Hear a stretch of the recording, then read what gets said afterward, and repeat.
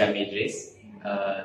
Jangan lupa saksikan Teater Mesin dan Kopi, sebuah teater yang syarat dengan mesej, tujuan dan juga isu-isu yang berkaitan dengan dunia perniagaan masa kini.